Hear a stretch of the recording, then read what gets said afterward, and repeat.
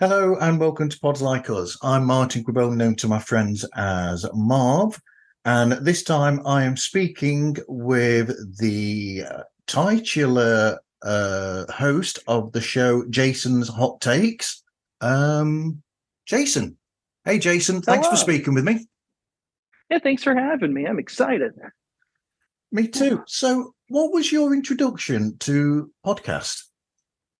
Um, this is gonna sound horrible, but have you ever heard of the podcast My Dad Wrote a Porno? I have indeed. It was the amazing writing style of the one, the only Rocky Flintstone Yep. that got me like listening to podcasts, and then I started like down a whole rabbit hole. I wound up on Kryptonauts, and I was like, okay, I'm stuck here forever. So, what was the journey then from that to starting your own podcast? Were this shows that sort of like inspired you, and how long from there did you get on to starting yourself? I started like I had a friend. He started a show, and I was like, oh, that's a really good idea because I'd been like throwing it around for a little bit. And I was on his show. It was like his second episode. And I was like, oh, this is fun. I can totally sit in front of a microphone and just talk about whatever pops into my head for 30 to 40 minutes. So I started it. First episode was, oh, God, I don't even remember what my first episode was anymore. Ooh, I've got let me notes. check. I've got notes somewhere because My podcast. I should know what that first one was about. Well, your first one was actually an introduction, wasn't it? Yeah, it was the intro to the Madness. That's it. It was a 5-minute bit of me going, this is what's happening. I'm doing this. This is how it's going to go. We'll see. And that was almost 3 years ago. Oh, Lord. Yes. Time does fly. So I think after that, it was supposed to be my second episode is supposed to be the first episode, but I edited it. So it screwed up my order. So it's supposed to be the political parties because at the time politics was like the only thing everyone was talking about, and I was losing my mind. Yep. And I was like, "This is it." And I was like, "Okay, that was rough. Let me change the pace and do something that I love, which is cryptids. Yes. Love urban legends. It's an obsession. I'm planning a tattoo that has the big three from West Virginia, and it's going to wrap around my thigh." You would absolutely love what is it? What have you got? You've got you'd like the shows Tracing Owls. He loves going into those things. Vuk does. You've also got I can't remember now. There's an artist, Todd Purse, and he does artist. You know, he does like art that's all based on those sort of things, cryptids, etc. And he does a Daily Weirdo. Is it? I think it is something like that he does every day. And he talks about the art that he creates, and that's a lot about cryptids. Oh, I could go on for ages and list all shows that you'd love about them. I will get that list from you after this, so I could start down that. We'll sort that out for definite. I'll see if I can sort out a chat with them for you. You'll enjoy that. Oh, that'd be so cool. I wouldn't know. I'd freeze up. It'd be like meeting a celebrity. I'd be like, "Hi, yes, huge fan." Don't. I've been there, done that.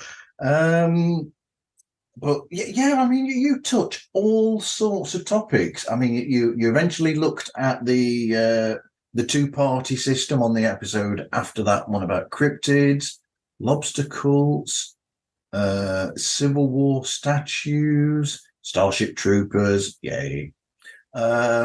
Mems, inward thinking, Fallout. Fallout, is that about the game Fallout? I haven't listened to that one.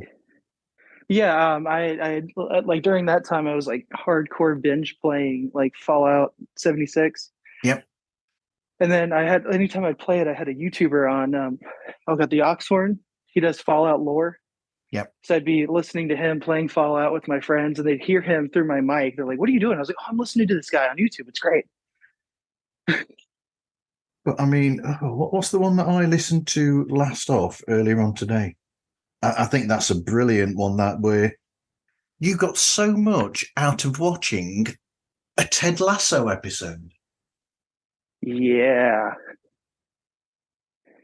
Just from the saying of be a goldfish, and the amount where that took you in that, just that little bit of the show, well, all the way through, it was just incredible because, like I've hinted at, you don't really have a structure per se. You just start the recording, talk for however long you feel talking about on the subject. That's me done. Show's finished. And the amount of stuff that you got in that episode from those 3 words was incredible. Yeah. It was really funny because my wife started watching it without me. And I was Yeah. like, "Oh, that's so dumb. A show about soccer. Who cares?" Whatever. Then I was like, then I watched it. She's like, "Okay, I'm going to take a break from it." So I was like, "I'm going to catch up." I was like, oh, this is a show about growth and becoming a better person. Oh no.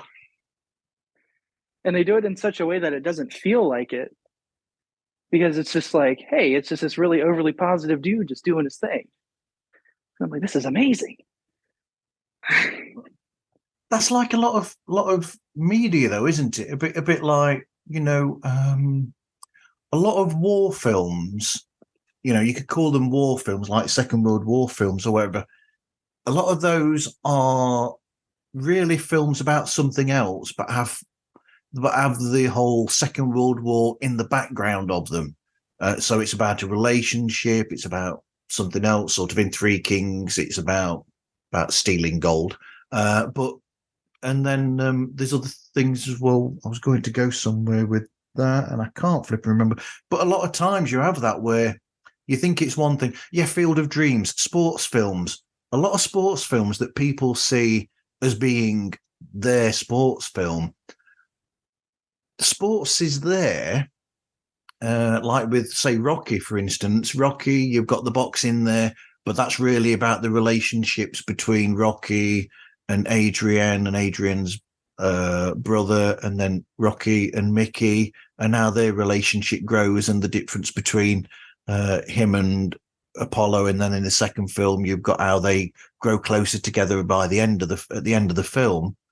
And then Field of Dreams is about his own relationship with his family, with his, recently passed father, or his dad that died, and his wife, and then the family and his daughter. And so really a lot of the time, sports and these things are the backdrop for some more human story.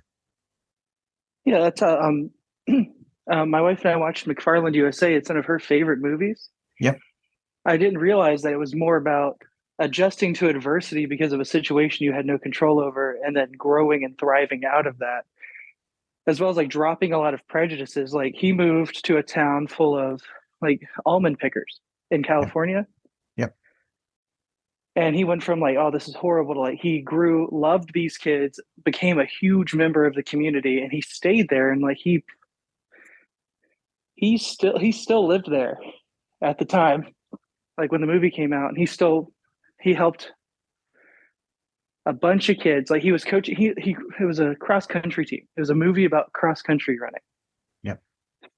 I was like, what? Yeah, I was like, you can't just hide themes. You tell me. But you find that in a lot of films. I mean, I think that's what makes it interesting. We did the same with the film last night. We watched an Indian film, The Lunchbox, and that was about. It's a simple enough thing where. So in India they have these things called tiffin tins, and it's sort of like where they get these different tins that are stacked, and they've got a different bit of food in there. So you've got like naan bread in one, and then you've got some like curry in another, and then bits and so it gets delivered to the wrong person, and this person's wife has done it for this other person, not for the person who gets it. And then eventually over time they end up sending messages to each other, And you could watch the film and think that nothing's happening and whatever, and then at the end, after a while, I realised that there was more going on under the surface. It's that under the surface thing that actually pulls you into a film sometimes, I think. Yeah, I would say that about Oppenheimer, but I was like, ooh, I was like, I just want to see the bomb. That was the whole movie. I was like, okay, okay, cool, drama, drama, drama, bomb. Let me see the bomb. That's all I was focused on. I haven't seen Because the then film yet. I actually just finished the book that they made the movie based off of, American Prometheus. Okay. It delves deep into like Oppenheimer's like his mental state during all of that, like everything that was going on with him from a mental health standpoint, like from college to his death. Wow. I was like, this is amazing. Like I didn't realize all this stuff was going on in the background while he was trying to build a bomb that he later regretted doing. Yeah, I mean Well, that's along similar lines to Nobel, isn't it? Who felt really bad because he invented dynamite. ooh, ooh. So, so he felt really bad about that in Nobel, and he tried to change things, and in so doing, ended up coming out with the Nobel Peace Prize that was named after him, and that was all about trying to. He was essentially making up for something that was destructive that he created, and he wanted to bring peace instead into the world and counteract what this awful thing to him that he'd invented had been doing.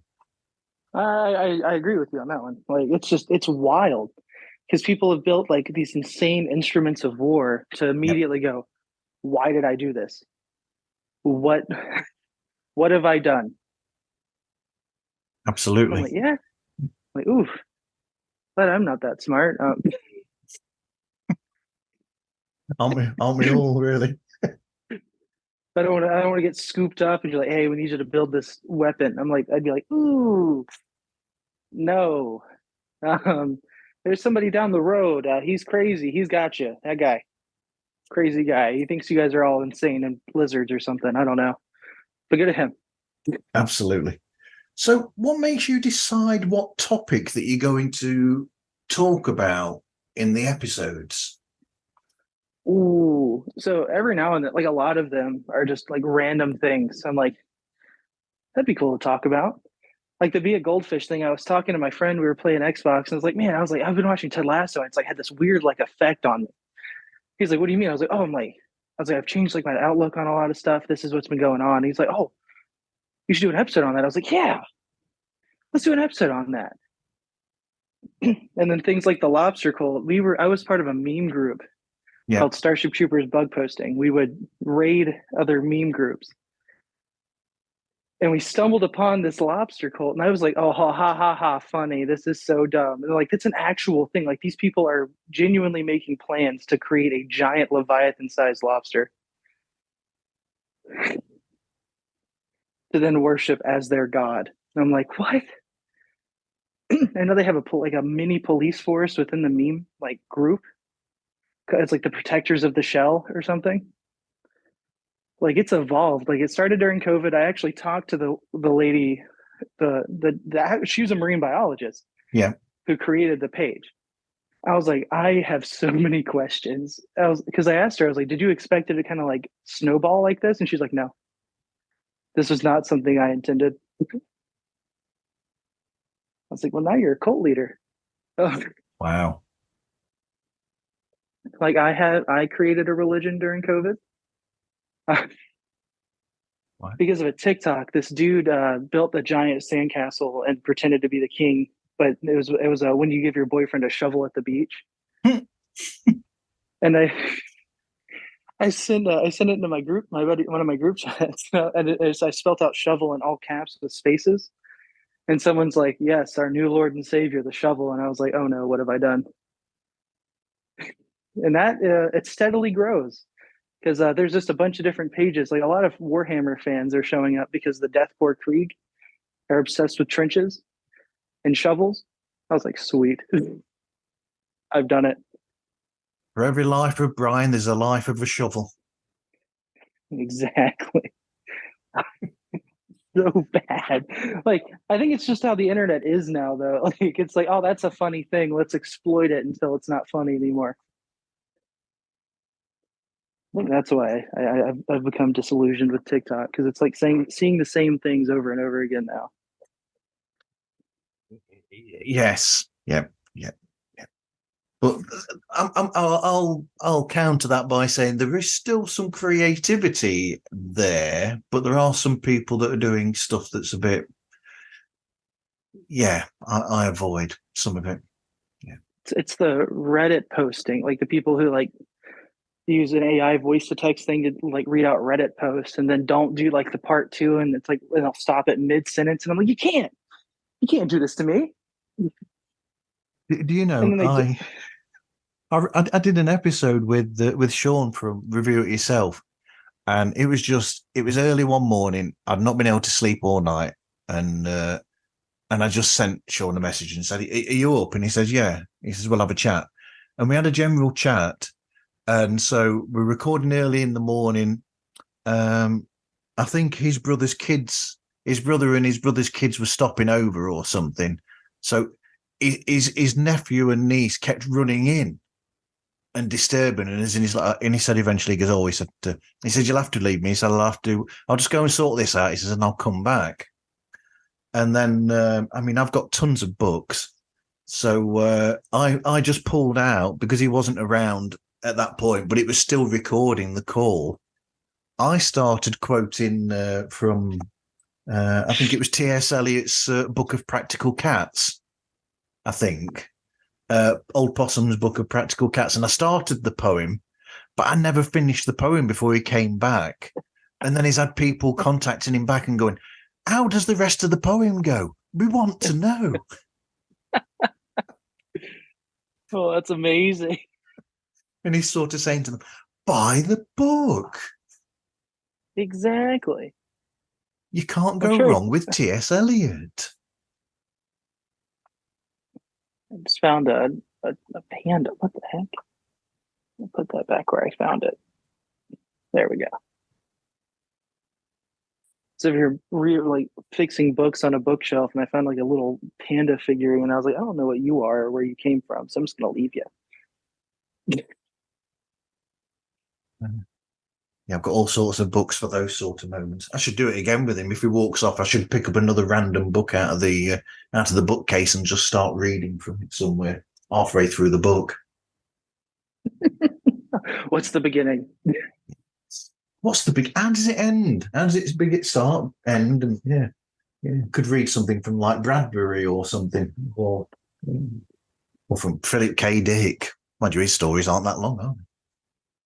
Ooh, Do Androids Dream of Electric Sheep is one of my favorites. I like that one. What's the one that I can't remember what it was. I've not seen the film, but they did a film of it with the guy that was in CSI New York.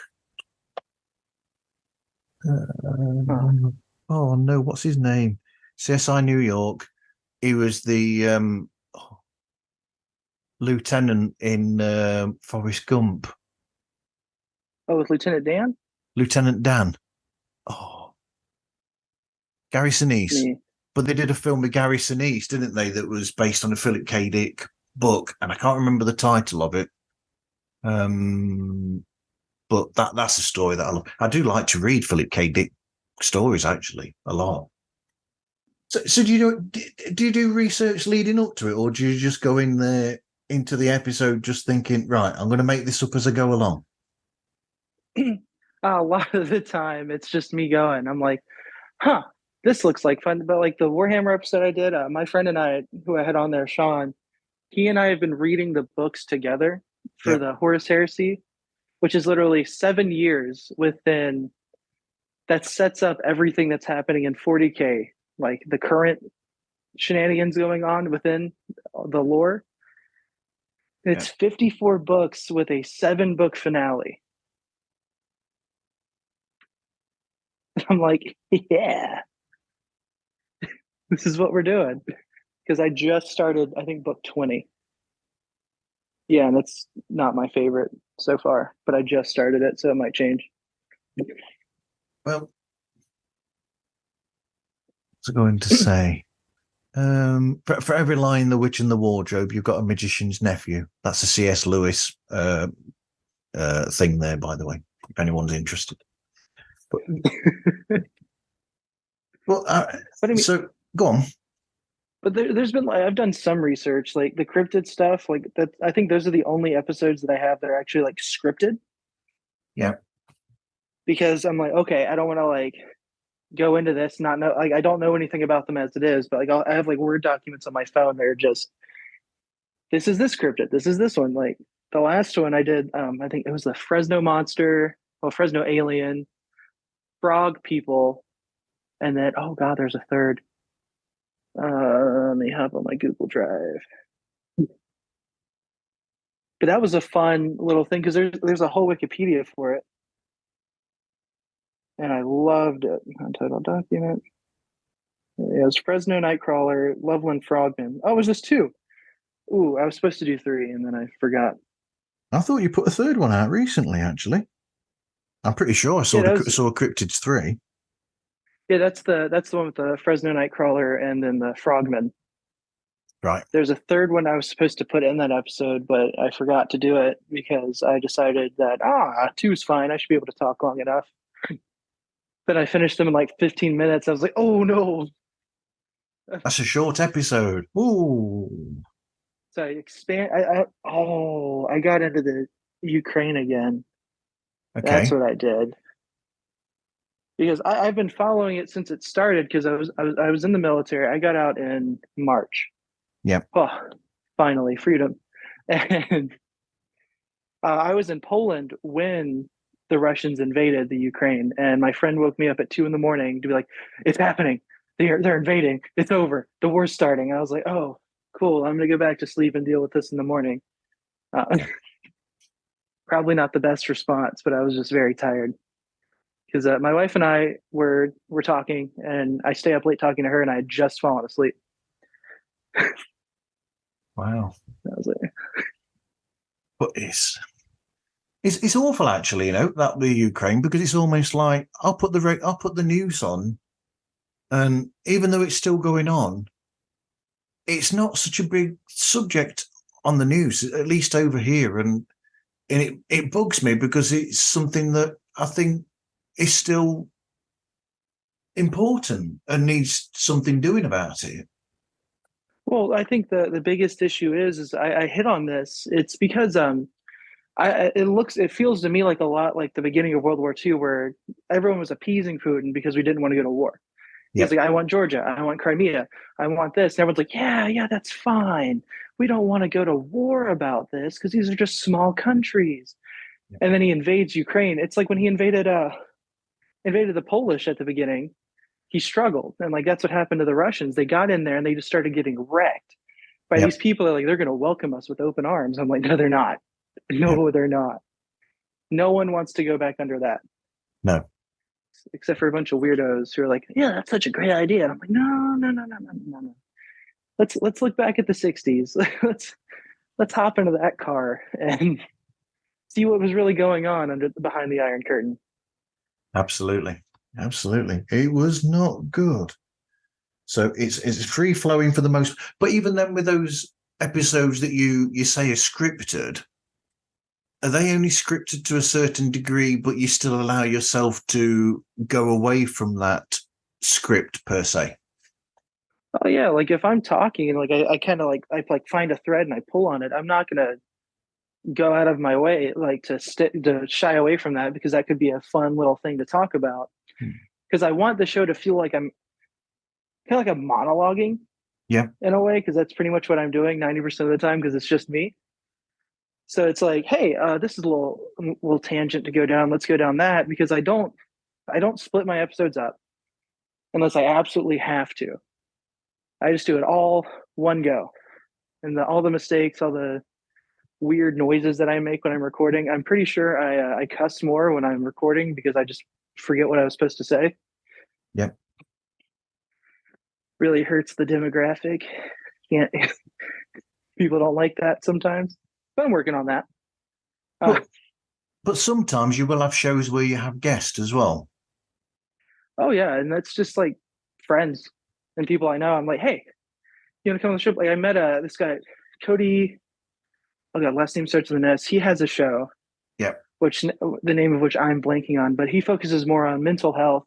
So I had him on. I wanted to talk about that because I was in the military. Mental health is something that's kind of like turned away from because they don't care. Yeah. Because people there's still this huge stigma. Like if you're getting help for depression, you're weak. Like from like being a man. Yeah. And that's something that's changing now, and I love that it's changing now. It's a huge thing because that was like what kept me from getting the help that I needed for the longest time. I was like, oh, people are going to look at me weird and think I'm weak and hate me and talk poorly about me behind my back because look at this guy going to go to therapy.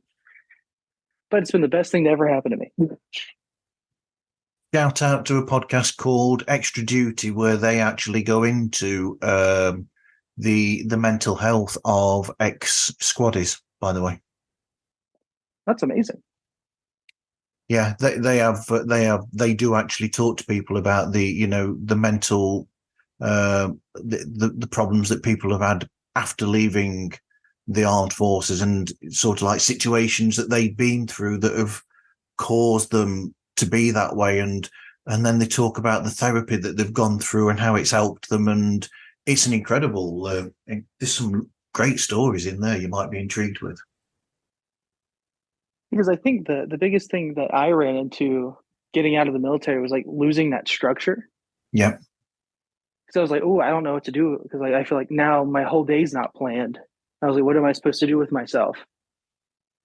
Figured that out real quick. Got into a really easy routine. Wake up in the morning, clean a little bit, hang out with the kids, do some stuff throughout the day. Occasionally sit down in the back garden and just chill. Oh yeah, I like to look out because my house backs up to a field and Okay. there's cows in it. Oh, it's amazing. I just like to watch them because every now and then they get real close to the fence and they're just moo all morning, and I'm like, yeah. What's the gossip? Yeah. I named one of the cows Skull Face because it's got white markings like over everything but its eyes. Brilliant. She's a trooper. You reminded me. I was saying to somebody recently. I mean, this sounds ridiculous, but somewhere where we lived before, because there was a church nearby, and church bell used to go off every 15 minutes to tell you when it was quarter past, half past, and oh, dear, terrible at night. And then in the morning, you'd hear the birds singing or whatever. And I used to occasionally, I'd make my other half Louise laugh, because I'd be coming up with discussions that these birds are having with each other, like, oh, how was your day yesterday? It's like, well, I got one or two worms, but it wasn't really that good because it wasn't raining and this, that, and the other. And I used to just do that as a bit of a joke and make it that they're having a conversation between them and they were catching up with each other. I'm glad I'm not the only person who does that. Good. There you go. Because when I go to aquariums, I give the fish voices. Brilliant. And they all have very busybody lives. That's like the best part. It's like they're always like, "Oh, I'm late for this. Oh, I got to go do this." I was at my hair appointment the other day. Oh no, I call it a fin appointment. I was like, I Yeah. was at my fin appointment the other day, and my fin stylist said this, and I don't know why I'm doing this anymore. Like the kids don't find Creativity. it. The Creativity. kids don't find it funny anymore. No. Dear me. Thank, What is Thankfully, up there's with a them? baby. Oh, There's a good. baby who I can do these things for still. He thinks I'm hilarious. Brilliant. I'm like, That's good. I'm like, thank you. You're not jaded yet. The interesting one Um, will be if they grow up to be like you with doing the same thing. oh, that'd be hilarious because I just want to be able to get that revenge and be like, that's not funny. I don't know why you're doing that. Yeah, when they start doing it to their own kids and you're just there with them and you look stone faced and go, that's not funny. Mm, You're missing something. There's a certain something missing here. Find it. So, I mean, the guest, is that basically it? Are they just friends that you've made, or do you sometimes find people that you don't know and then you just put out a shout to them and say, do you fancy a chat on my show? Yeah, I've done that a few times. the only one who's stuck has been Cody. Everybody else is kind of like, hey, scheduling issues. I'm like, oh, that's fine. That's fine. Just let me know when you're free. And then they just never talk to me again. I'm like, oh, thanks. I was really excited. I was bragging about it. I've had those. So the recording then, and then I'm guessing you don't actually do much editing at all then, Oh, never. right? Never. Not even once. Actually, that's a lie. I have edited before because I had someone on the show. They said something not chill. Like it was really not okay for them to have said, and it irked me. And I actually ended the recording right then and there and took that whole last bit out and then recorded an outro. Right. Okay. We won't I was go like, there. ooh. I was like, ooh, no. That it makes me uncomfortable. Everything makes me uncomfortable. So are there any sort of like standout moments that you've had in the show then that you've thought, wow, that was something that really stays with you? I think I did a big the big like inward thinking part 1 and 2 when I was like kind of at my lowest right then and there. Yep. And then I had my friend come on because I was like, hey man, this is kind of like messing with me a little bit. I need someone to like kind of bounce things off of. And he's like, yeah, I'm on. I was like, sweet. And that was like the coolest moment because my friend, he's really big on really nervous about even being on a podcast in general. He's like, I'm here. I was like, sweet. This is my moment. Like, so he came on, then he and I actually started a show together called Dudes Being Dudes. Then we deployed and our schedules have just not been able to match up. He's actually deploying again with I think like next year or the year before, year after. So he's going through all that fun stuff, and he gets to go where I went on my first deployment, which is Iraq, allegedly. He doesn't know for sure, but that's what the scuttlebutt is. Okay. I was like, ooh, exciting! You'll love it. It's hot. The dry heat, you'll be fine. Yep. Plenty of water. Well, that was like the big thing. Water was like gold. I felt like I was in Mad Max. I'm going to go on a tangent here and say, go on then, what's your favorite Mad Max film? Oh no, the Fury. Honestly, this is gonna sound bad, but I loved Fury Road. Okay. Yep. And I think it's just because it felt like more modern and like the story was really cool. Yep. To me, because it was more of like it was an empowerment thing. It was like, yeah, Mad Max, like Max is like the main character, but here are some insanely cool side characters who are like growing and developing as the movie goes on. Yeah. It's sometimes interesting, isn't it? That when when a filmmaker when a filmmaker goes back to something from their past, it's a bit like, what am I thinking of now? It's a bit like when Sam Raimi goes back to doing a decent Evil Dead film or something. Or I'm trying to think of people who go back to films. You know what? I Like can't. Ridley Scott in the Alien movies. Well, yes, there is that. Yeah. Like I like that he went back and they did Prometheus, and then I still haven't seen Covenant.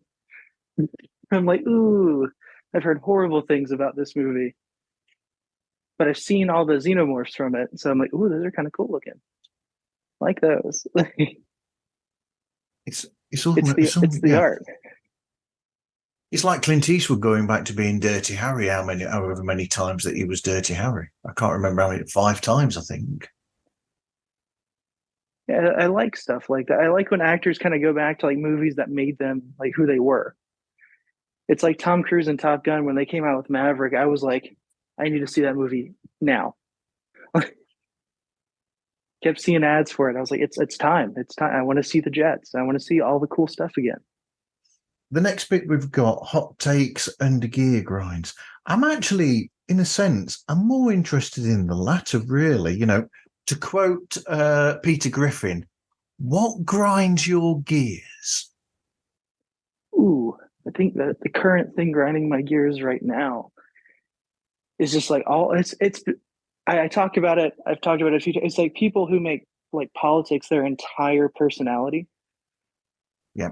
It kills me because I was like, I used to be like that. I was like that when I was in high school. I was like, my parents say this thing, so that's how I'm going to live my life. And I'm like, why did I do that? Because it polarizes you and you can't make friends because it's like, oh, you don't think like me. You're not going to be a good fit. Yeah. But there's so much more to people than just like, hey, I support this political thing, you know, that's part of my personality, but here's this really cool thing, this really cool hobby that I have that like we can connect on. And people ignore all of that and just focus on the political side of things. Like Warhammer became a huge chunk of my life just to find out that the fan base is so split for political reasons. And I'm like, I was like, it's just giant genetically modified dudes fighting each other. It's amazing.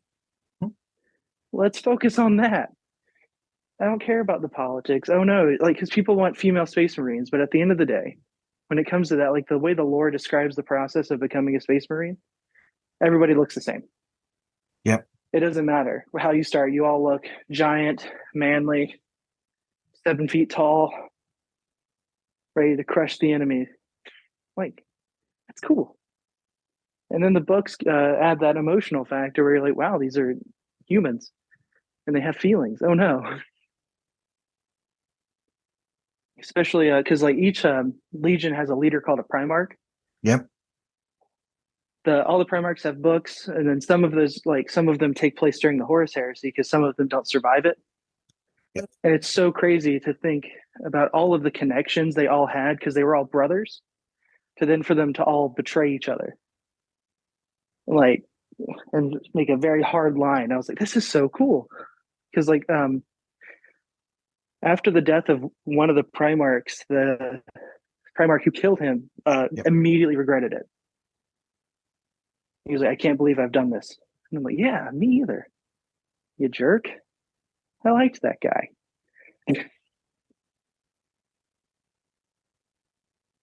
So I think that's, yeah, I think I went on a tangent, but that's like what grinds. But it's just like people who use politics to make up who they are.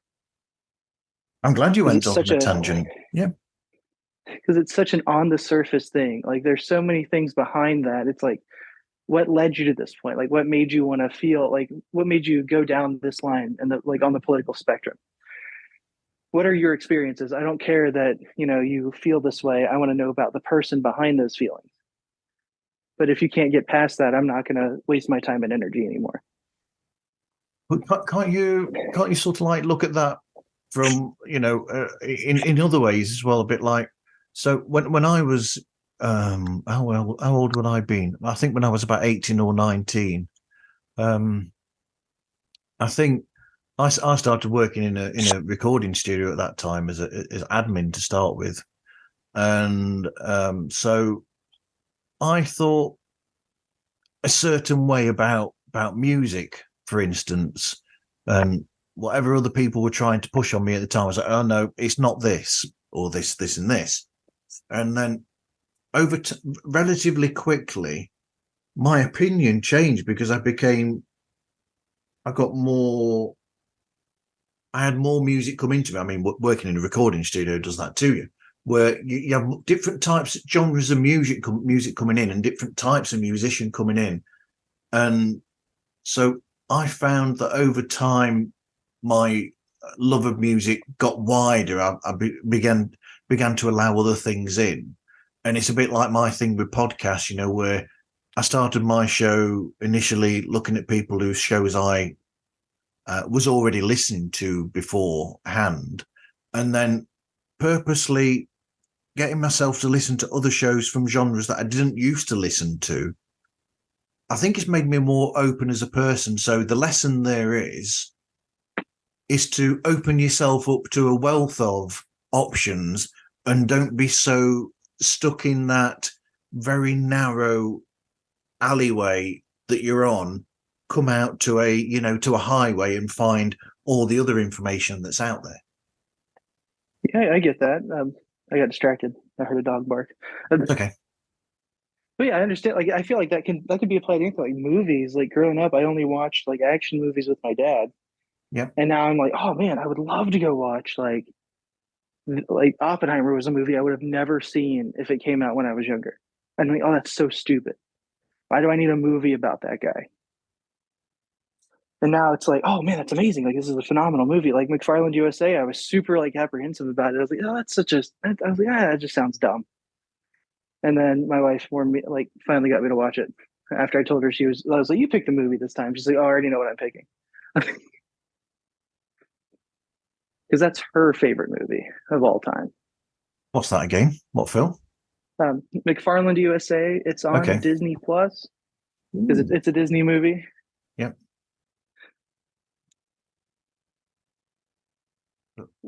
Because my favorite movie is The Big Lebowski. Wow. That's good. My That favorite movie. movie, my favorite movie is Singing in the Rain. Ooh, I haven't seen that one in a while. And that's how I introduced Louise to my other half. Got or started to get into musicals more is because I introduced her to musicals through Singing in the Rain. Up until then, I think she'd seen some, but a lot of them I don't know.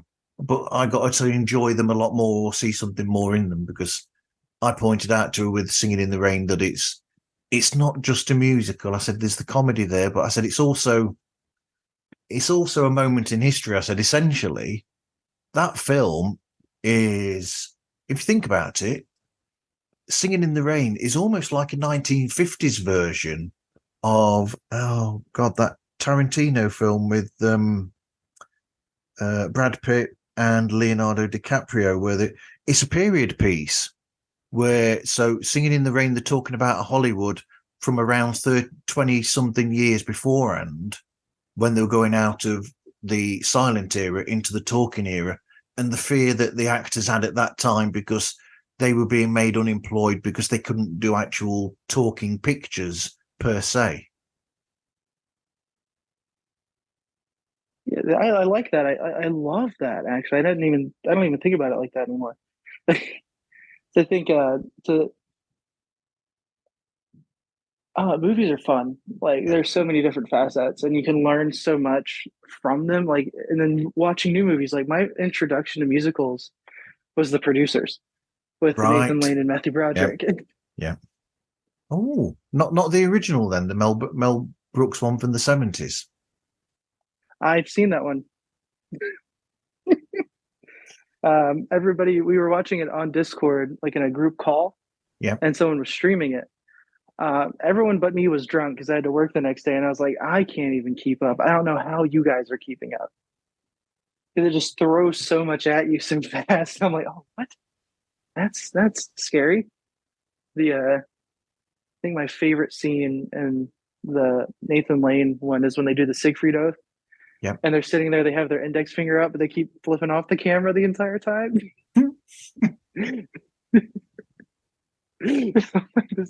Oh, that one of his pigeons was named Adolf, and when he said Adolf, they're making our musical at Sig Heil, I was like, oh my god, stop! You can't do that. That's so bad.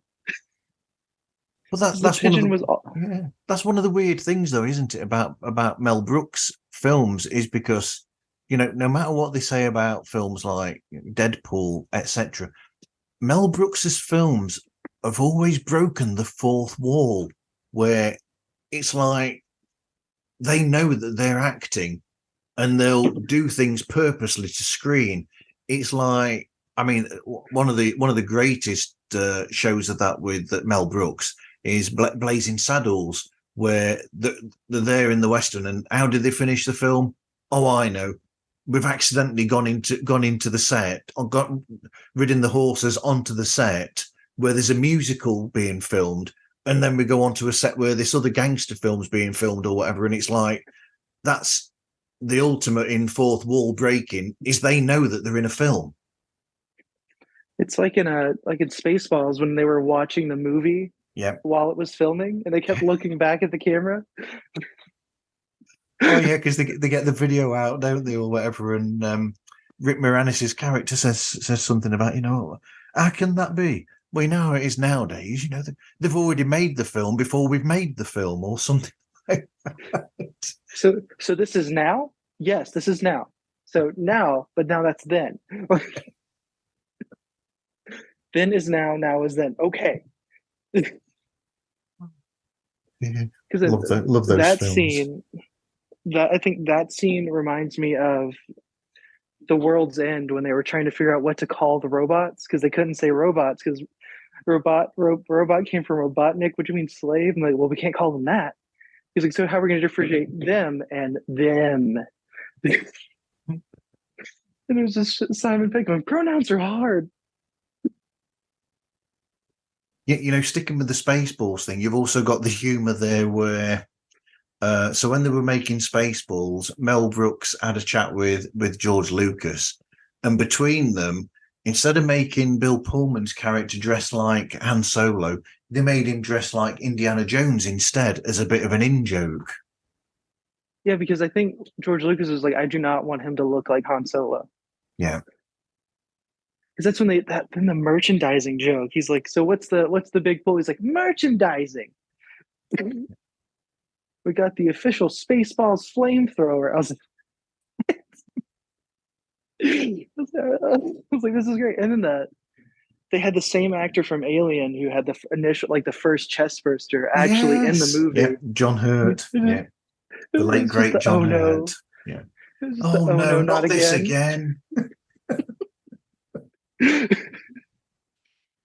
Oh dear me, that's brilliant. And then of course the alien has to have a song and dance number. Of course. That was the best because it's like, oh, I was like, is this movie about to take a really dark turn? It's like, nope, okay, moving on. I'm a prince. So what would be this one here that I've got here? Life tips. This could sound a bit pretentious, but what tips would you say? You know, do you think are important to you to live by? Oh, I mean, I named a whole episode after Be a Goldfish because Yep. it takes too much time and energy to just kind of sit there and hold on to things because you're angry about it for so long that it's just consuming who you are, and that's all you want to be angry about. And it's like, why do that when there's like beautiful things happening elsewhere that you could be focusing on? And then I don't know something else. Oh, the quote from John Lennon: "Life's what's happening when you're too busy making plans." Because you can sit there and you can be conniving, thinking about what you want to plan for your life, but then you're probably going to be end up missing huge events like deploying. I was too busy focusing on what I wanted to do when I got back. I was like, this is what I want to do when I get back, and I was missing out on like so many cool things with my friends Yeah. because of that. And that's kind of like stuff that I live by. It's like I do everything pretty free form now, not by choice sometimes, but it's all about kind of moving and adapting where whatever curveball's thrown your way. Because fighting that does nothing but kind of hurt you and hurt everybody around you in the long run. Yeah, you have to watch that because things that happen around you can stop you from being who you are or who you should be. They make you into a copy of what they want you to be as opposed to who you want to be. It's like it was BoJack Horseman. Geez, so many like meant to be lighthearted shows. Well, that one's not Yeah. really, but they got big messages across by using animals that to represent humans. But it's like you become like a Xerox of a Xerox, where it's like you're not you, you're who they want you to be, and that hurts you and hurts the people around you because you're acting differently. You're not being yourself. But that You got to that do that. You got to yeah, be yourself. but that what you've said there though, I mean that resonates because I've said a few times to people when they've done you know, shows that have hints of comedy in them, even to the degree of recently I spoke with the people from Therapy Bites who talk about therapy and, you know, psychology and things. And I've said to them that because there's a lot of things that they do that have humor in. And I mean, I was particularly taken with their wordplay because they do a lot of wordplay that reminds me of Seuss. But I said to them about it, and I've said to other people about it, that I find that sometimes if you have a message inside a comedy, I think it comes over more because it's put in such a way where it's got a humor there to it, and you remember the jokes around it all. But because those jokes are so there with you, or after the event, they make you think of the actual serious subject that's behind the humor. Oh yeah, I've never thought about it like that. Huh. That does make more sense because there's a lot of funny shows. I'm like, oh, that's a really deep thing. Yeah. It's like when you have, the heartache from a relationship breaking up in The Office, for instance. I suppose. I mean, I've never watched The Office, but from what I've heard, that resonates with people more because you've got the underlying humor that's there, but you understand the emotion more because it's stuck smack bang in the middle of a comedy. It's like that's like when it's like season 6 of the American version of The Office. Yeah. When Michael Scott leaves, they surrounded it by all of these jokes, but then they kind of like take a step back and you realize like the main guy is gone. Yeah. And you're like, oh no, because I think his last words to Jim, he's like, how about this? Tomorrow we'll get lunch. You'll tell me about how great of a boss I am, and we'll leave it at that. And Michael was leaving that day, Yeah. and I was like, oh no, oh don't like that. But I love stuff like that. Like that's a big thing. It's like in that Run Fat Boy Run, another Yes. great Yeah. Simon Pegg movie. Yeah. It was all about him growing as a person by training for this marathon and then being told the entire time he wasn't going to finish it. But he was like, I finished it. What are you going to do about it? Like, Yeah. stuff like that gets me. Gets me every time. But at the same time, that is about somebody who is put down so much that he does that. And it's all about him finding his own self-confidence, essentially, and finding out who he is through pushing himself, essentially. Yeah, it's phenomenal. I love like writers who do things like that. Like that's a big thing. Like that's another thing going on is this writer strike in Hollywood. Yeah. Hopefully that's done by the time this episode comes out. I don't think it is. It's still going. Like there's so many people involved in it now. Because it's not just writers, it's actors. Because I didn't know until my wife told me that a lot of these actors are getting screwed over because of these streaming platforms, where their movies, their shows are being played over and over and over again, but they're getting nothing from it. Like there's actors Yeah. getting like 80 cent like checks. I'm like, what? People put years into some of these shows. Like How I Met Your Mother was 9 seasons long, and I'm like, are these guys not getting anything for that? I'm like, not that most of them have to worry about that because they've continued to do other things. But I remember like it was a few years ago, Scarlett Johansson getting Yeah. screwed over because of COVID and because of the Black Widow movie not doing well in theaters and being on Disney Plus. People were streaming it, and Disney's like, we're not going to give you any money. Yeah. And she's like, I just put everything on hold for this because of my contract. I should be getting paid. I think she won that. Well, the problem that she had with that was also the fact that she, as opposed to getting a specific amount for making that film, she was going to get percentage. So, as a producer of it as well, so she was going to get a percentage. So what happens there is she would have got a percentage of the cut from the cinema. So what happens is that because it was pulled and not put at the cinema and they put it onto streaming instead. She's arguing that then she's not making money from it per se, because all of her money comes from a percentage of the money that it would have taken at the cinema. So therefore, she's not getting paid to do any. She's not getting paid for the work that she did.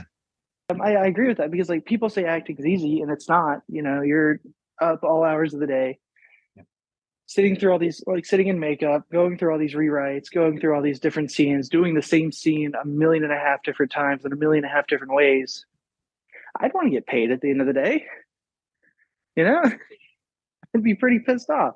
Who was it recently? I did the. I don't know whether you caught it, but I put out a group chat. We were talking about AI or the use of AI, and in that somebody brought out a story about somebody went in to a sound studio and recorded some dialogue for Mighty Morphin Power Rangers, one of those actors.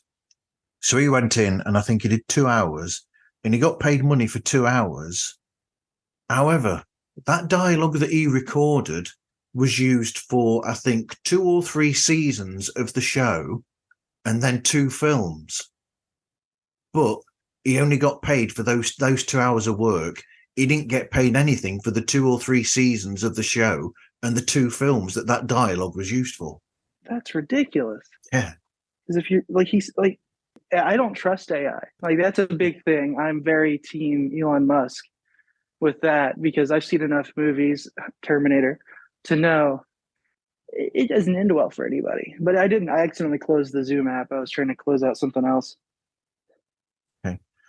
But looking at the AI thing, I mean, that's another thing, really. I mean, people go on about the Hollywood actors, this, that, and the other, and they make all this much money, this, and this, and that.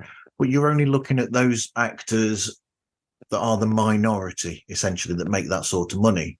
The big argument comes from the ones who aren't actually getting work that much as actors, and they're having to like another 1 or 2 jobs to supplement when they can't get work. And now that situation's been made even more difficult for them or more tenuous because you've got studio heads saying things like, well, we don't need to employ them.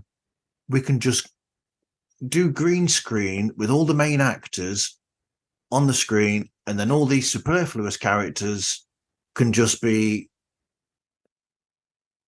artificially placed in there using AI, computer generation, and just throw them in there. And then we don't have to pay all these extra people this money that to the studio heads aren't necessary, which is really not right. Yeah, because like what happens when these actors you want are old and they can't act anymore? Then you're gonna not have this pool of people to use that have the experience to take on these big roles because you're just replacing them with fake people. Then I feel like by the time that happens, they'll just have robots doing movies. We won't even Well, have to worry about that anymore. well, I mean, I've not seen it yet, but I mean, even you've got then the possibility of a film like The Flash, where there's a sequence there where you've got people who are no longer with us, like Christopher Reeves in a scene. You've got the original Superman, George Reeves, who incidentally they didn't need to pay anybody any money to use his likeness because he hasn't got any surviving family. But then you've got that, and also you've got the thing with James Earl Jones where the deal was made that they've got all of his dialogue, and they made a deal where they can just have anybody in a Darth Vader suit, and they can use all this audio that they've recorded of James Earl Jones over the years. So is that the future then? Are they just going to potentially make computer generated films essentially using these actors who are no longer with us, that they've got the likeness and the voices of, just place them into films 20, 30, 40 years after they've died? And yeah, I mean, that's a scary thought. Well, people are already doing that on TikTok because they have these AI voice generators, having them like I've seen stuff where like it's like Freddie Mercury singing like a newer song. It was like, and like Frank Sinatra singing "Raining Blood." I don't know why that was the choice they went. I was like, I like that song, but I was like, Frank Sinatra? Are we going? We're really going to go this route? And then you have all these different voice actors who can just do these voices for these people, even if they wanted to, because they're so good at these impressions. So I think we're just going to run into a cycle like that eventually. Not now, not I don't think anytime soon, but there will be a point when we have that cycle. But these smaller actors that aren't getting the roles and being looked over and being passed over for AI characters, basically. The thing is that those actors there, they are potentially what could be the future stars. It's a bit like, you go back far enough and you'll find, Brad Pitt doing an advertisement for something on television for some, was it a drink or something? I don't know, some sort of, I don't know, carbonated drink. I think that's his first role on the television, was an advert doing that. But if you've got computer generated people doing that and then having that slow build to becoming that big star, you need that sort of like backing to bring these people up to that level to have the future of the industry. But I don't think people. I think people like the studio heads are not looking at it from that way. I think they're looking at it's like what's going to save me money, so I can line my pockets. Yeah, and I think that's becoming the issue. it is. It is. Wow, went in that subject a long time. So anyway, what advice would you give to people anyway, Jason, for starting their own show? Ooh, be yourself. That's a big thing. That was something that I feel like I kind of fell away from because at first I was like, oh, I want to be like these podcasters. I want to be like funny like them. I want to do these kinds of things. Then I was like, why am I wasting my time trying to do what everybody else is doing when like this idea that I had this idea and I was like, this is an amazing idea. Why am I not expanding on that? Why am I trying to turn it into something else? Yep. I lost myself in the want to like appease the people instead of forging my own audience. I want to just kind of like adopt myself into another audience. And that's not good. You lose your message along the way, I think. And I did that. I took a break, like almost a year break, I feel like. And I was like, I need to work on me, need to work on this show, what I need to do to fix what the mistake that I've made. But then, I mean, you as you make a show, you grow more into it and you sort of almost get more comfortable with it anyway. Like I've got more comfortable with this show than I was on episode 1 for sure. Oh yeah, like I feel like now with my show, I feel like I can let my freak flag fly a little bit more. I'm like, hey, this is this weird, obscure thing I'm obsessed with. Let's talk about that. Well, why not? Like I said, when we talked about that, be a goldfish. I mean, you went everywhere that I didn't expect you to go, really, with that one saying.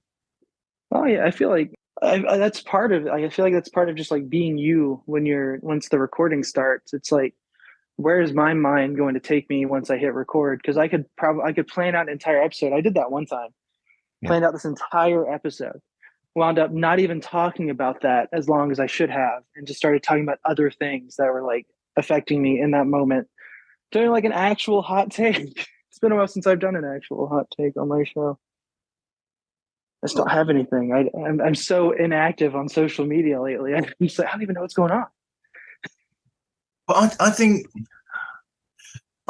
it's worth listening to your show for people to listen to, because I mean, I found myself during this chat with you getting really carried away with the tangents, as I call it, and that's what your show really has, in so got so much of. It's got that tangent that it's interesting because it shows you where you can go to if you just let yourself go with the flow, basically, and see where it goes. I think the funny thing I do before I record every episode is I listen to "Lose Yourself to Dance" by Daft Punk. Yep. And it's like I get in the zone. I'm like, this is it. It's the come on bit, which is like come on, come on, come on, come on. Oh, my AirPods just died.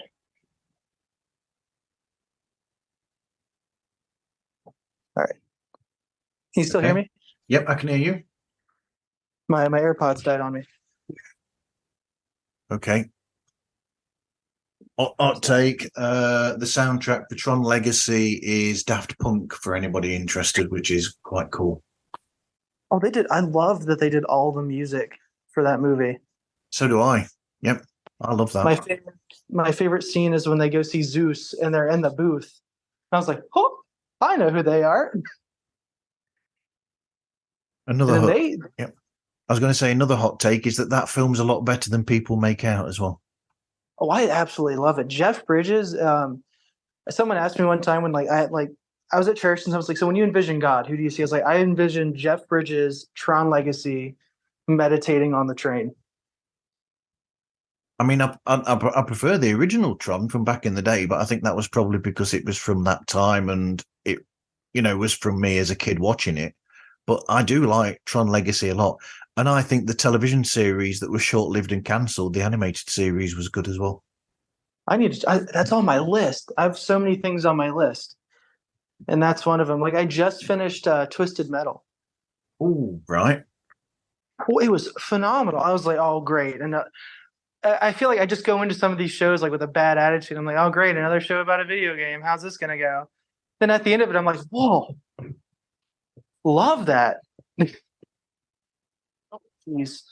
Like they focus on like the origin of a lot of the drivers from the game. Like Sweet Tooth did not realize that Sweet Tooth was as crazy as I thought he was. Because So, like my favorite thing is like a lot of the characters like grow into who they are in the game in the show. I right. was like, Okay. oh, because like Sweet Tooth, like at the beginning of the show, he's just like a murderous clown, pretty much. But as it goes on, like as you see more and more of him, like he becomes Sweet Tooth. Because Right. the finale is when he lights his hair on fire, and I'm like, yes. Pretty much, I freaked out a little bit. That's like waiting that entire first season of Daredevil for him to suddenly put the outfit on. Oh yeah, that I know. Like, oh, the slow build is what killed me. I think in Daredevil, I was just like, let's go, let's see the suit. I'm ready for the suit. We've been talking about it the whole show. Let's go. It's here. Yep. It's here. It's here. Yep. Second season of that was brilliant. Oh, like Marvel did really well with TV shows. Like I can say the same thing about like the DC shows, like Flash. Yep. Love the Flash. I liked the Arrow. I liked Arrow up until the end when it just kind of got a little weird because it was the crossover episodes that started to kind of like weigh on me. Okay. I always fancied watching those because you've got like, is it the Flash where you've got he suddenly goes somewhere and he's got like Lucifer there, the Tom Ellis character from the Netflix series. Yeah, because they're all CW shows, so they were able to kind of like throw it all together.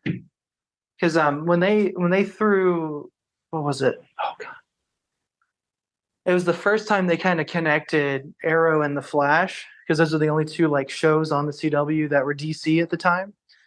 Yeah. It was so cool until I was like, what if someone doesn't like watching Arrow? Now they have to go watch the lead up to that crossover.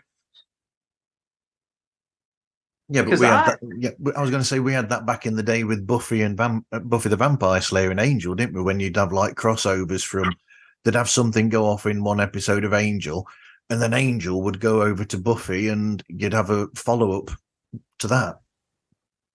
and like it's a cool concept as long as like the writing is there. Like that's my big thing. Is like sometimes like I feel like the writing gets really lazy, and I'm like, oh, so we're just not really going to work on this one. Okay, thanks. I dragged myself all the way to Supergirl for this. Yeah, I've pushed myself during the recent flipping Marvel stuff, and it's not really gone anywhere, has it? Yeah, I fell asleep watching Secret Invasion. Yeah, 6.5 out of 10.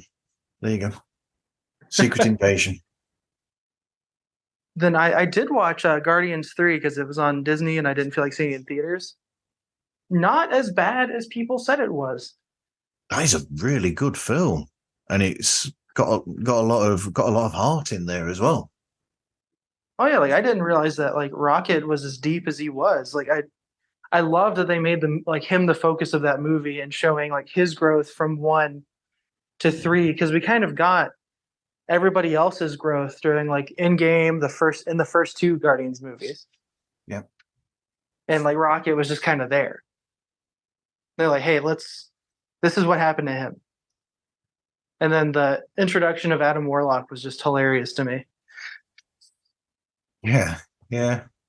The fact that they made him out to be a bit of a, I'm trying to think of the word for it now. Yeah. Bit of a doofus. Yeah, because that was because I think yeah, they hit on that. She's like, we had to take him out of the pod early for this. Yeah. So he's still a child. I was like, what? I was like, okay, we'll see how this one plays out. And then A word to those people that follow these things looking for the comic accurate. You're not gonna find it all the time. oh no. Oh, there's no way. Like there's just some stuff they do in the movies. I was like, yeah, that like in the comics rather, that just wouldn't fly in a movie because it's impossible. But I do like that with Deadpool at least they keep hinting at Lady Death. Yeah. And I think eventually she will show up, but just not anytime soon. Because that's such a hard concept to do because then you would have to redo all of the Infinity War stuff. Because that was like Thanos' like whole motivation in the comics was he wanted to impress Lady Death so that she would fall in love with him. Right. Just for him to do all of that. And her to go, oh nope, never mind, not interested. I like Deadpool. It's a shame, really, because you need a sequence in the Deadpool film where you've got Cable there, and then you've got Thanos there, and you need Deadpool to do like a double take and just look at them both and go, yeah, okay, You're the same guy. you're the same guy, yeah. I think it was in 2 when he's like, "You're so dark. Don't you belong in the DC universe?" Oh, he actually says it, doesn't he, or whatever, in Deadpool 2, where he says, whatever, Thanos. And then the jokes about the mansion. It's like, wow, he's like, do we run out of money in the budget? Because it's only you guys ever here. Yeah. What other shows do you like to listen to yourself, Jason? I listened to Scared to Death and Mindsuck. They're both by Dan Cummins. Yeah. Scared to Death is him reading scary stories with his wife Lindsay, and it's hilarious because it's her reactions to the stories that always kill me. Right. Okay. And then I used to listen to I fell out of it, but How Did This Get Made, where they go through movies and go, well, honestly, I just listen to it for Jason Mantzoukas. It's his voice that gets me every time. Yeah. And I can pick him out of anything he's in. And any others that jump out at you, Jason? Trying to think, as I started listening to your show, I love your show, and then there was a show. Let me see if I can find it in my podcast things. Oh, Heroes of the Blue and Gray. It's a Civil War podcast. He goes through all the generals during that time, like where like their whole buildup, like what they did before they were generals, what they did before the war, and then during the war and after if they survived. Right. I learned a lot about General Lee. I didn't realize that he was a little bit more. At the time, I'm going to call it like more liberal at the time because like his view on like when he had, what is it? Like he owned slaves. Lee owned slaves because he lived in Virginia, but he didn't treat them like they were slaves. Okay. Like they did things, but like when like he would have other officers over at his home, he would be the one to take their shoes. He would be the one to give their water their horses and things like that. Because he felt like that wasn't their job. He was the one who was meant to entertain and show respect to these other officers, not them. Yeah. And that was such an interesting, like, and Stonewall Jackson was very religious. Yeah. To the point where his soldiers thought he was praying a lot because he got shot through the hand during the Mexican-American War and it never healed properly. So if he left his hand down for too long, it would swell and cause him pain. So he would lift his hand up. So all of his soldiers thought he would be praying during that. Okay. And they all started doing it with him. And I was like, that is so cool. Wow. And then he was also a very superstitious man because the day he got a new uniform, because he had worn the same uniform the entire war, he got his arm blown off Wow. by friendly fire because an artillery unit out of North Carolina thought that he was a Union spy. So they launched a volley at him in a scouting party. He lost his arm. He recovered and then died of pneumonia. Dear me. I was like, wow. I was like, this is kind of humanizing these people who did horrible things. But a lot of these generals, like this is like a topic that no one really talks about when it comes to Civil War, because we all want to see these people as evil, because a lot of them genuinely were evil men. Yeah. Like Lee only fought for Virginia because at the time, being in the military, it was like Virginia's first company, or like the Virginia 105th Infantry. So you were a soldier aligned to your state, not to your country. Okay. And that led to a big restructure in the military, as instead of serving your state and being a defense for your state, we will create the National Guard, and they'll be the state people, but we'll have the actual army, which is going to be the country's actual fighting force that we're going to use to represent us, not people from different states. So all of these different units were combined.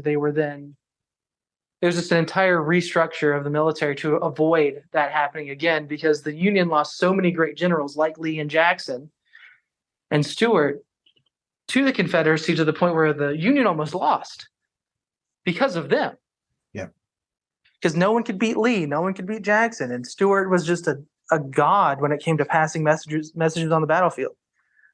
But then once Stuart and Jackson died is when Lee started to fall apart, because he lost that support. He wasn't going to get that back because they were such a good team. That was when he overstepped into Gettysburg and led to the downfall of the Confederate Army.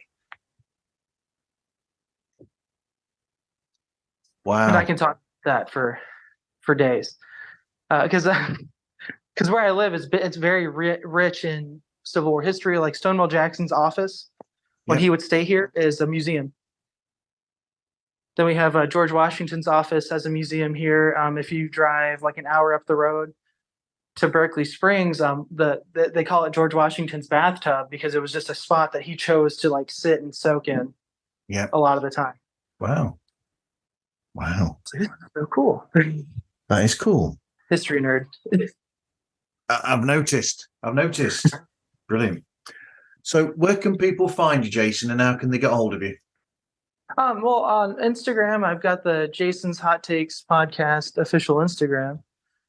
And then I don't have an email. It's I used to put it in my episodes. I just been lacking on it. It's a MATAZA265 @outlook.com. That's where I do all of my podcasting stuff out of.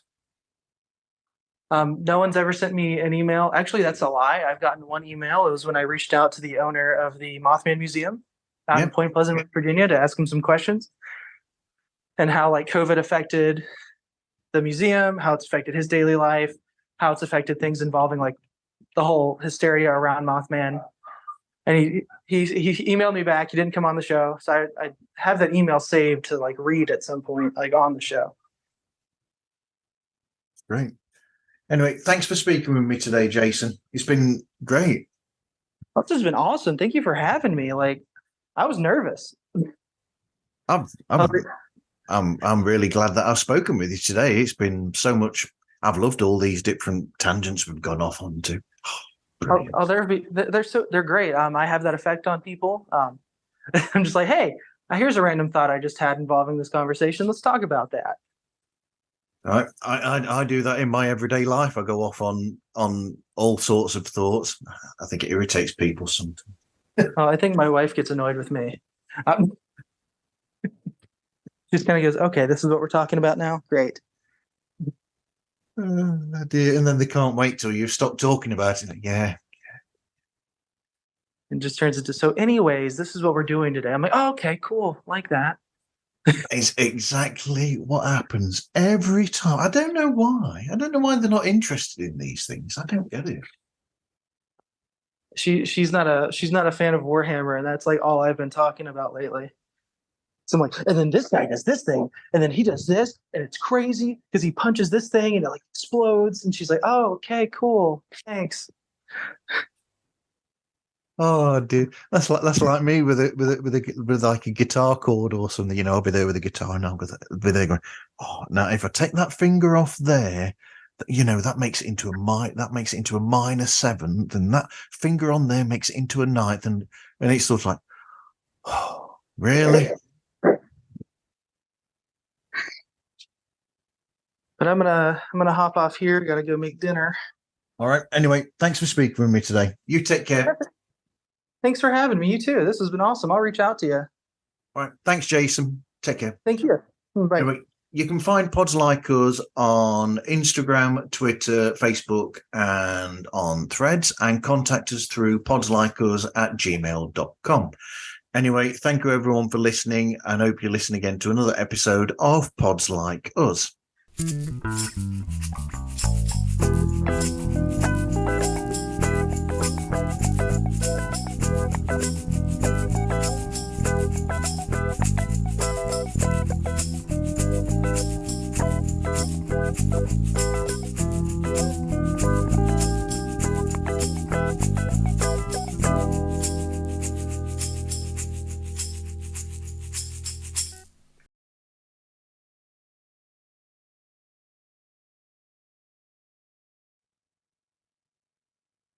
Hello. Can you hear me? Yep, I can hear you, Jason. Awesome. Cool. Oh.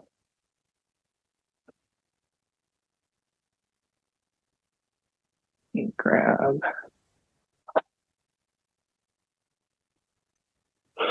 No, that wasn't a yawn. It's late here. It's even later now after I've just done a chat with somebody who doesn't know how time zones work. Oh, those are fun. When I sent her a message at 8:30, and I said, it's ironic, but I said, I've written a Christmas song while I've been waiting for you.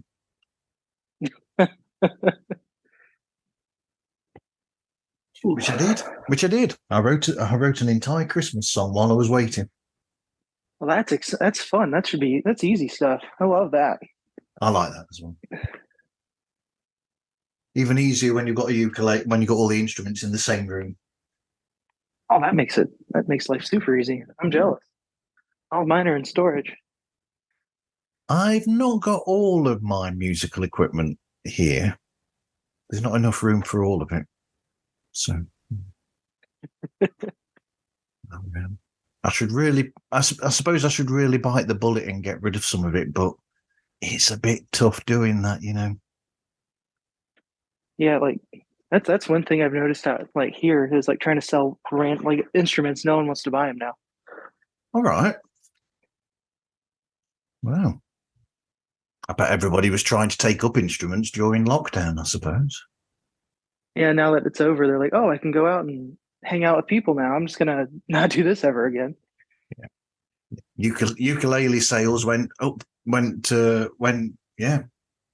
big time. Went up, I suppose.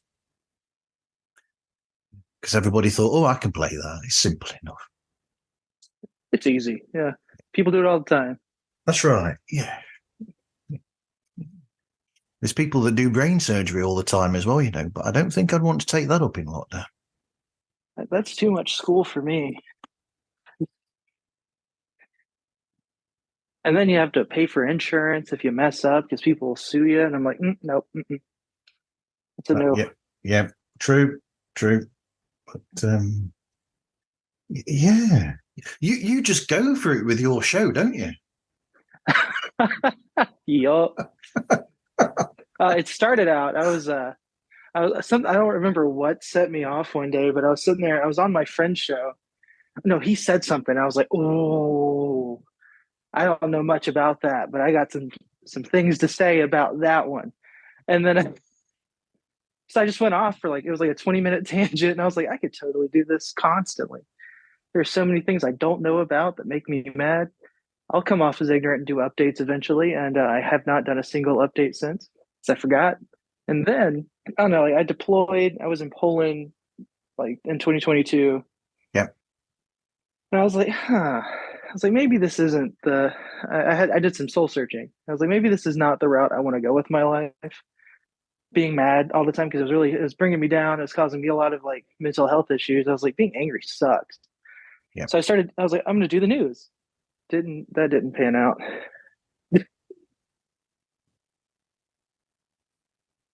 Oh, cool. Since she's made us late, I think we're going to have to go for it now rather than the chit chat beforehand. I always like to chit chat with people first, though, to sort of like warm them up. I'll say like me and my friend, like, cause he and I recorded Wednesday. It Yeah. was like 20 minutes beforehand. He and I were on the phone, just like, so what are we going to talk about? I was like, do I have time? He's like, what's your mental state like right now? And I was like, I'm not going to lie. I may or may not have done an edible and I'm going to roll with it. And he goes, oh, this is going to be hilarious. And I was like, I was sitting there the entire time. I was like, I cannot say that I'm high because the instant I do, it's going to make it so much worse because I'll start giggling. Oh, oh, dear me. I did a gig like that once. Oh, never again. No. It was so bad. Oh, We ended up recording for an hour and 40 minutes. It went from talking about like early COVID stuff that we were doing, like how he and I met, and then it turned into so he does neurodiagnostics, and I was like, oh, that's so cool. I don't know anything about that. So he went on. It was like a good 30 minutes of that, and I was like, oh yes. Then it was right back into memes. Like, well, I can't remember the title of it, but there is a show, that I've listened to. I've listened to all their episodes, and it is just people talking for 5 or 10 minutes, and they're stoned for the entire duration of the whole thing. And I mean, when I say that, they really are. They've been on some expensive shit, really. ooh, I pay like $30 and I get like a 40 count of edibles, and I'm like, I'm good for like 2 months. But yeah, there's something. But then again, there's something about that show. I've listened to it, and because they're that high, I have absolutely no clue what they're talking about.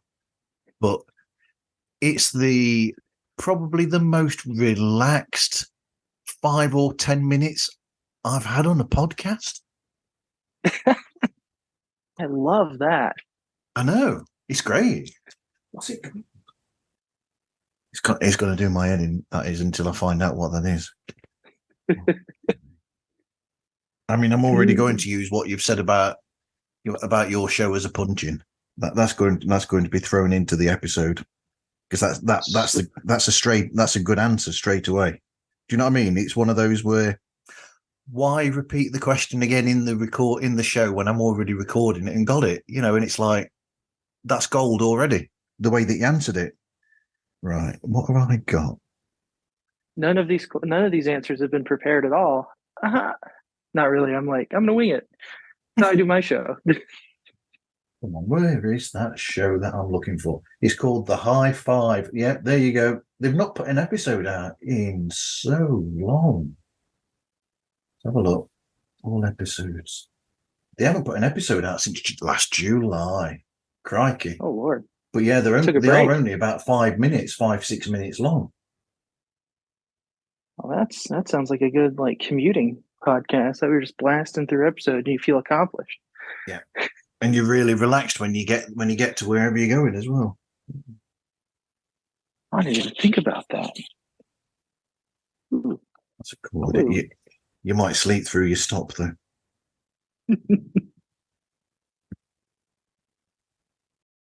Ooh, I haven't watched Indiana Jones. I think the last one I watched was Temple of Doom because my wife and I were watching all of them to mentally prepare for the new one that came out, and then we just never went and saw it. No, we haven't seen the new one either. No. No, I think I just still have a bad taste in my mouth after Crystal Skull, and that was years ago. Oh, yeah. Yeah, that was. Yeah. I don't think I'd even want to I don't think I'd even want to hide inside inside a fridge freezer that gets blown into the air and that. I don't think I'd want to even do that instead. No. I mean, it's lead lined. You're fine. Yeah. Right. Yeah. That's how it works. Yeah. As long as it's lead lined. Yeah. I went somewhere there and man. I didn't know I was going. Yeah. I was trying to get the joke in there about the the stupid thing about that. Oh, As if he'd survived that inside a bloody lead-lined refrigerator. Really? Yeah. I mean, more power to him. I mean, the concussion alone would probably take him out of the fight for a little bit. You would have thought, yeah. Mind you, swap him for Tom Cruise, and you know differently. He'd just get up and carry on with a broken leg. He'd put his aviators on, start walking, fall over, get back up. Yeah. They try to scrub the radiation off and be like, "Don't touch me." Broke his Don't you ankle. know who I am? Yeah, broke his ankle doing that bloody that jump from one building to another, and carried on running with a broken ankle. Nope, I'd be done. I'd be like, all right, cut, we're done. Yeah, I've broken my ankle. Yep, there we go. Yep. No, and none of this. Oh, I'll be back in about 6 weeks. No. Filming's done. Just ADR, everything else. Yep. Yep. Do all the sequences that haven't got me in. Off you go. Give Simon Pegg a bigger part. We'll be fine. We'll be fine. Yeah. That's my whole train of thought: is if Simon Pegg is in it, why isn't he the lead? Yes. Yeah, and then you could make it part of the add it to the trilogy. Oh, that'd be amazing. A spin-off, but instead of Nick Frost playing a new character, he's playing Danny from Hot Fuzz, but an older Danny. And the whole time he's like, you remind me of my friend. Yep. And on all that time, yep, Simon Pegg's character has been actually undercover as a member of the IMF. And he wasn't actually the police. Yeah. That'd blow the whole trilogy out of the water and be like, oh, so what does this mean about this movie? Because I rewatched all three of them because I was gonna do like an episode about the trilogy. Mm-hmm. And then I was like, ooh, I just came off a Warhammer episode. I might take it back and see what else I can do. So while my friend and I were recording the entire time, I'm like, yeah, it's like in Hot Fuzz when they were doing this bit. And he's like, yeah, totally. Yeah. I was like, yeah, I know what I'm talking about.